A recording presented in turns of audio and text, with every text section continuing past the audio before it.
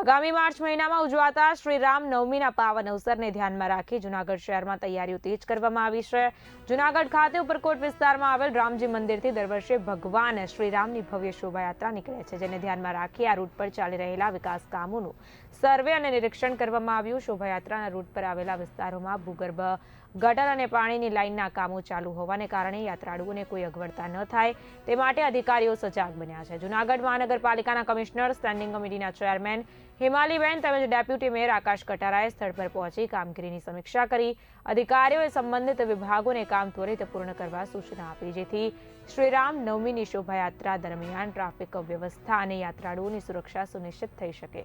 શહેરમાં ધાર્મિક અને સાંસ્કૃતિક મહોત્સવને લઈ તંત્ર સજ્જ બન્યું છે અને સમય મર્યાદામાં કામ પૂર્ણ કરવા પર ભાર મુકાયો છે। આજ રોજ ઉપરકોટ જે ઘણા સમયથી ભૂગર્ભ ગટરનું કામગીરી અને પાણીની લાઇનની કામગીરી ચાલુ હોવાથી આગામી દિવસોમાં રામનવમીનો તહેવાર આવે છે, જે રામનવમીનો રૂટની આખું નિરીક્ષણ કરી કમિશનર સાહેબ દ્વારા અધિકારીઓને સાથે રાખી આખા રામનવમીના રૂટનું નિરીક્ષણ કર્યું।